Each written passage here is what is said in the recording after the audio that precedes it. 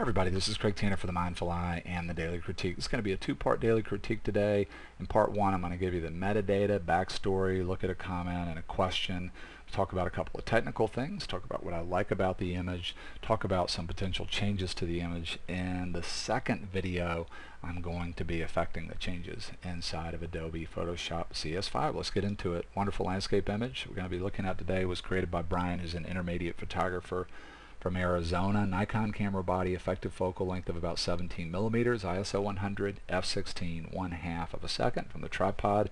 And Brian mentions using a reflector here to bounce light back from the sky onto his foreground rock to lighten that as a subject.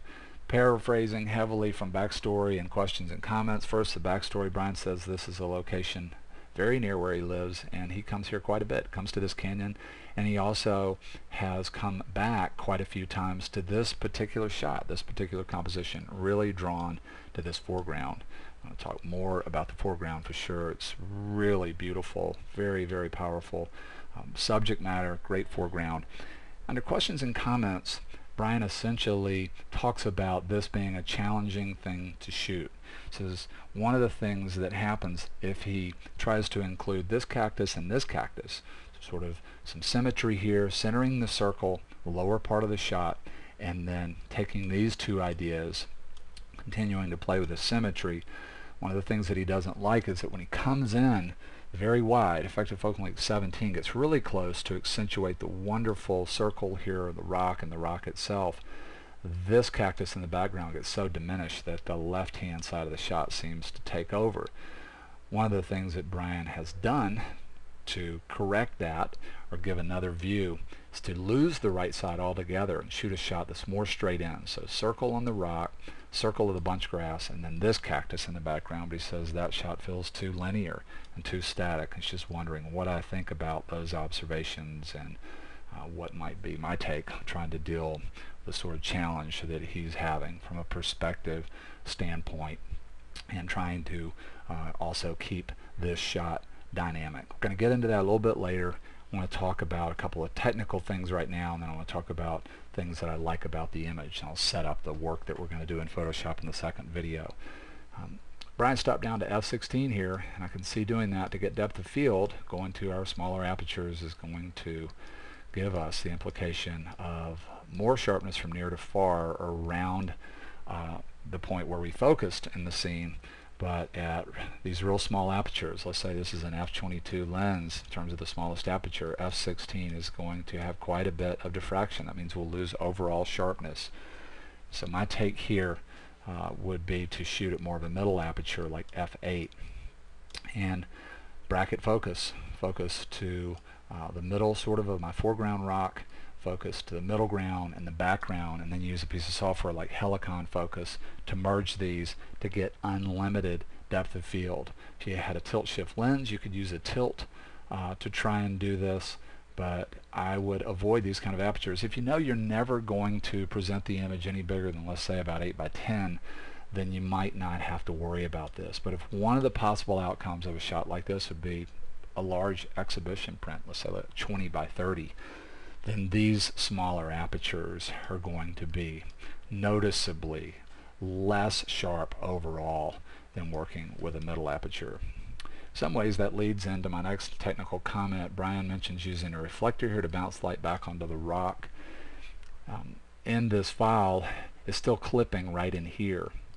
So I want to say a couple of things about the clipping. Something that we need to be careful about when we're shooting sunset, sunrise, twilight shots with a digital camera is that this may just be clipped on the red channel. We have these high energy colors, yellows, oranges, reds. These areas of our image can clip on the red channel pretty quickly. And in a perfect world, I would like to have a file where I protected my detail here. It may just be a matter of bracketing one frame and making sure that I bring these pixels back into a place of detail. It may be that from the raw file there's enough information there to bring this back. Don't know. But if not, and you wanted to make this darker, then you would be forced to create the information, have to bring it from somewhere else and layer it in there, and that could be difficult. So I just wanted to mention that idea of really watching for those areas in skies when you're shooting these kinds of shots. You might really want to make a habit of looking at not only your luminosity histogram but also your color histogram. I might have chosen here to work with a split neutral density filter instead of the reflector. There's a really nice place to put the transition from dark on the filter to clear on the filter. I wouldn't mind if it drove both this cactus and this cactus to a point where they were a little bit darker.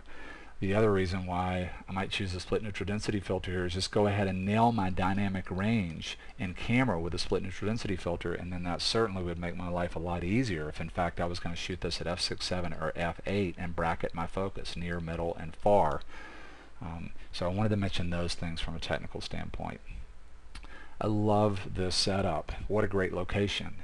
If I was Brian, I'd be coming here on a regular basis too. I can see visiting this over and over and over again. I love the overall composition. Love the lower part here. This is just such a beautiful start to the image. It's so simple, so graphic, such a powerful shape.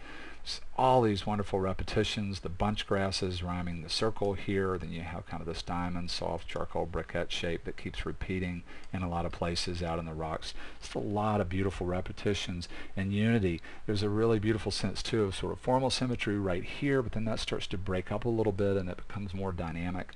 And I love the idea, because of the symmetry down in here, of shooting in this direction and trying to play these two subjects off of each other, kind of a symmetrical way, and that sets up this really beautiful negative space in the sky where if you keep coming back here, you can do exactly what Brian has done here. Be there in a moment where you have some really powerful rhyming elements or leading line that can really rhyme with things that are happening in the lower part of the shot. Up here in the sky is a really beautiful stage in the middle of the shot. I agree with Brian that it would be nice if there was more emphasis here. And I'll just say that you could, if you were open to combining two frames, you could combine a frame like this where you go very wide on a wide zoom and get really close, perspective distort the rock, make it seem much bigger than it actually is relative to all these other things, and then step back, zoom longer, and have a frame where these plants in the background are all going to appear bigger. And then if you had some Photoshop skills, then you could combine those things. We've created a belief system for ourselves in photography where we would say, well, that's not real, but neither shot is real. Unless we adhere to some really strong standards, then the idea of the camera somehow documenting the quote-unquote truth is absurd. It's always perspective distorting. And so in the same way that this perspective distorted shot super wide is totally disconnected from reality, standing back and zooming and sort of flattening things out would also be disconnected from reality. The truth is, combining the two, if you did it in a meaningful way, would be closer to your perception of the scene standing there. If you're not going to do that, then there are other things that we can do to lend more weight to this subject. One of the things that I want to talk about in this video, and then that will just free me up to just talk about Photoshop in the second video, is one of the big things that I feel like is creating the issue here, and that's color. We talked about this in the last daily critique. Color to me is totally working against what Brian is trying to say. For me, this is a peaceful centering scene. Circle is a shape, is sort of like deep blue. It's a complete idea that causes us to settle down, and it puts us into a contemplative, settled state of mind versus the real high energy of a line like this or the implication of a triangle or a spear shape. When you go from monochrome to color, that's very jarring. You have two colors that almost from a universal standpoint, no matter where you are in the world, create tension and a clash, any near pink or any near orange or pink and orange. So this is real high energy and it creates tension. Then completely working against Brian, he's trying to get more weight over here, but in fact the near orange here and blue, these are color complements. Then this creates a lot of vibrancy on the left hand side. Clearly this is super high contrast and high energy. Color is really driving the weight in this direction away from this idea. The other thing that's happening is that the pink itself, very high value, pulls me into this area right past this. Wouldn't it be nice if this idea and some of these shapes and some of these lines and other things could, from an implication standpoint, actually give this more value? If we get rid of the color, we're going to be able to do that. In the second video, what I want to do is convert to black and white, but I'm going to show you how I'm going to do the conversion. A lot of you have questions about that. I recorded another video where I did this, but I'm going to do it again today. I'm going to use elements of all three black and white channels, show you how I do that work, and play around with a couple of curves and levels adjustments. Fantastic image. Big thank you to Brian. If I didn't scare you off with my rant about truth in photography, I hope to see you on the other side in part 2 of this 2-part daily critique video.